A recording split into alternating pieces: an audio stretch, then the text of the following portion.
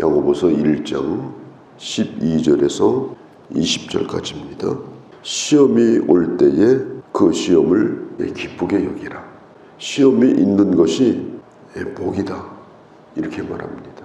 시험을 치룰 자격만 주어져도 그게 엄청난 축복입니다.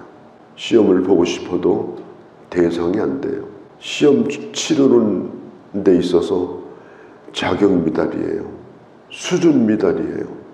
여기서 말하는 이 시험이라고 하는 것은 하나님께서 하나님의 백성들에게 더 좋은 것을 주시려고 하나님이 그 백성들에게 시험 문제를 내어놓는 겁니다. 그걸 잘 풀면 약속하신 생명의 멸관을 얻게 할 거다. 시험은 심판이 아니다. 오히려 하나님으로부터 시험을 받는다는 것이 축복이다. 그리고 그 시험을 받을 때는 사랑하는 자들에게 그냥 이를 악물고 눈을 부릅뜨고 그냥 억지로 시험을 받는 게 아니고 어떤 일을 당하든지 하나님이 나를 사랑하셔서 이런 일을 주신다. 하나님이 나를 사랑하시기 때문에 더 큰 복을 주시려고 내가 이런 시련을 겪게 하신다. 하나님의 사랑을 믿고 하나님을 사랑하는 마음으로 그 시험을 잘 받으면 그게 그에게 엄청난 복이 되어집니다. 이 세상에서도 마찬가지 아닙니까? 왜 그렇게 시험을 보려고 해요? 합격하려고 보려고 하는 거죠. 합격을 하게 되면 거기에 맞는 많은 자격을 또 주어집니다. 그렇기 때문에 우리가 어려운 일을 겪을 때 하나님을 원망하고 짜증내고 그렇게 세월 보내면 아무것도 안 돼요. 그럼에도 불구하고 주님을 사랑하는 마음으로 주님의 선하심을 믿고 그걸 잘 견디고 정말 하나님의 사람답게 그것을 풀어나가게 되면 하나님은 생명의 면류관을 주실 것이다. 이 하나님의 약속입니다. 하나님은 하나님의 사람들을 넘어뜨리려고 시험하는 분이 아닙니다. 그렇게 시험하는 건 사탄이 그렇게 하는 거예요. 사탄의 목적은 뭐냐? 하나님이 주신 것을 다 빼앗으려고 시험합니다. 자격이 안 되게 만들어 버리는 거예요. 전혀 하나님 앞에 설 수 없도록 그렇게 만드는 게 사탄이 하는 시험입니다. 하나님이 우리를 시험할 때는 오늘 성경에 있는 대로 13절에 내가 하나님께 시험을 받는다 하지 말라. 하나님은 악에게 시험을 받지도 아니하고 시험하지도 아니한다. 하나님은 언제나 선한 뜻을 가지고 하나님의 백성들을 시험하고 복을 주신다. 창세기 3장에 보면 아담과 하와를 사탄이 시험할 때 어떻게 했어요? 좋아 보이도록 했어요. 탐스러워 보이고 먹음직스럽고 먹기만 하면 아주 지혜로워가지고 하나님처럼 될 것처럼 그렇게 착각을 일으키게 만들었습니다. 그래서 계속해서 끌어당겼어요. 끌어당기니까 나중에는 점점 그렇게 보이는 거예요. 그쪽으로 기우는 거예요. 결국은 이 유혹을 받아가지고 회개도 하지 않고 서로 책임을 미루고 나중에는 심지어 하나님이 만드신 그 나무 선악과를 만든 하나님까지 원망합니다. 그렇게 하다가 결국은 에덴 동산에서 쫓겨나고 말았습니다. 이게 사탄이 하는 시험이에요. 하나님이 아담과 하와를 만들고 에덴 동산에서 쫓아내려고 하신 분이 아닙니다. 사탄이 시험을 했고 아담과 하와가 그 시험에 걸려들었고 그리고 자기들이 시험 든 거예요. 하나님 시험한 게 아니고 자기들이 시험 들어가지고 결국은 하나님의 축복을 다 잃어버리고 말았어요. 우리가 조심할 것은 우리가 시험을 당할 때 이게 십자가다. 하나님이 내게 주신 십자가다. 그렇게 생각하고 변명하면 안 됩니다. 그러면서 울상을 하고 다니고 이러면 안 돼요. 하나님은 언제든지 우리에게 어떤 것을 주시든지 간에 선한 뜻을 가지고 계시기 때문에 힘들지만 감당하고 또 당당하게 시험을 잘 이기는 것, 그게 중요한 것입니다. 사탄이 시험하는 방법이 뭐냐? 14절, 15절에 보면 이 욕심이라는 말이 반복돼서 나옵니다. 사탄은 인간을 시험할 때 욕심에다가 불을 질러버려요. 인간이 가지고 있는 그 기본적인 자고 싶은 욕심, 먹고 싶은 욕심, 그리고 더 가지고 싶은 욕심, 이렇게 나쁜 게 아닙니다. 그렇기 때문에 잠을 자게 되고, 그렇기 때문에 우리는 끈이대를 먹게 되고, 그렇기 때문에 열심히 일해서 돈을 벌고, 그런 하나님이 인간에게 주신 기본적인 그런 욕심, 그런 욕망, 이것은 잘못된 게 아니에요. 그런데 그게 탐욕으로 흐를 때 문제가 됩니다. 이제는 잠을 많이 자다 보니까 밤낮으로 잠자고 싶어요. 너무 많이 먹다 보니까 밤낮으로 먹고 싶어요. 너무 가지고 싶어 하니까 이게 탐욕이 돼가지고 인생을 완전히 투기 인생을 만들어버려요. 그렇게 욕심이 선을 넘어가게 되면 결국은 이것은 사탄의 시험에 빠지게 되고, 결국은 그 욕심을 오래 품게 되면 나중에는 알을 까가지고 사망을 낳아요. 사탄은 인간의 욕심을 부추겨서 시험에 빠지게 하기 때문에 욕심이 도를 넘지 않도록, 탐욕으로 흐르지 않도록, 우리가 어떤 걸 하든지 투자는 하되 투기는 하지 않도록 언제나 우리 자신을 돌아보면서 살아가야 되는 거예요. 우리 주님이 말씀했어요. 시험에 들지 않도록 깨어서 기도하라. 깨어서 기도하고, 그리고 영적으로 늘 건강할 때 시험에서 벗어날 수가 있다. 우리 주님이 기도를 가르쳐 줄 때에 일용할 양식을 매일 구하라고 주기도문 가르쳐 주셨어요. 그런데 그것만 있는 것이 아니에요.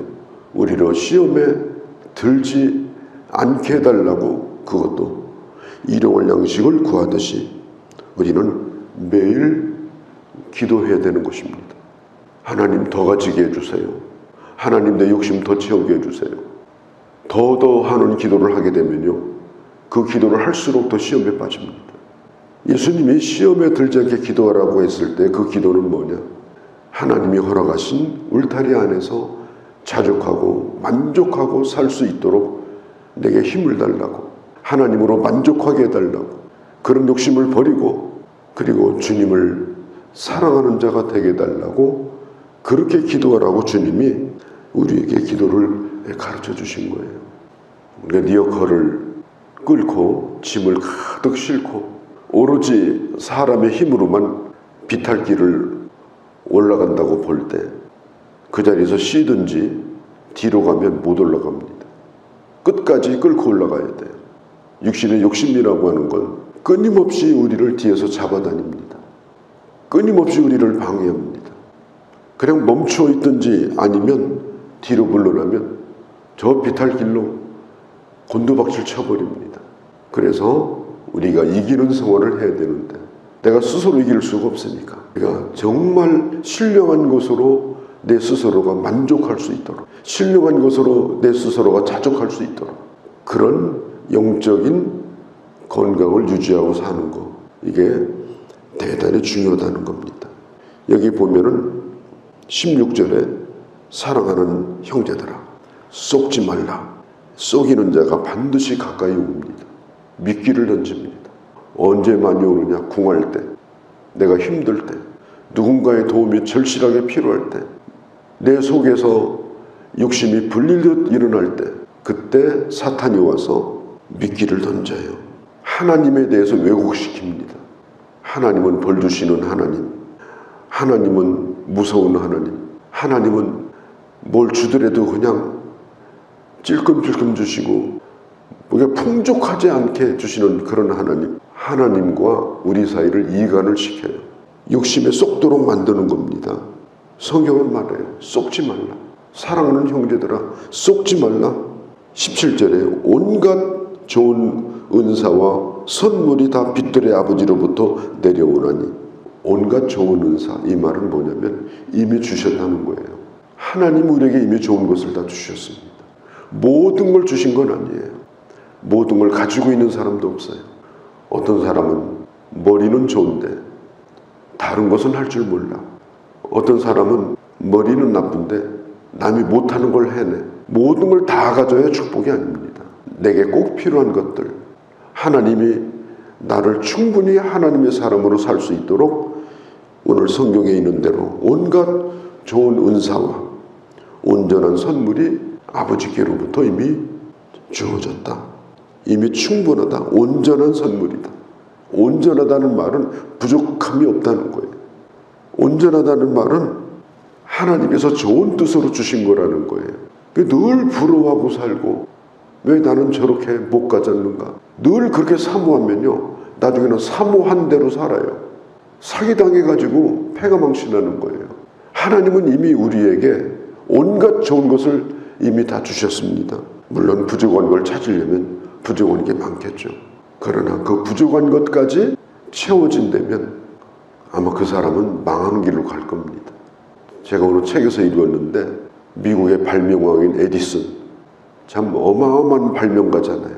그런데 에디슨은 학자들의 연구에 의하면 IQ가 100이 넘지 않았을 거라고 합니다.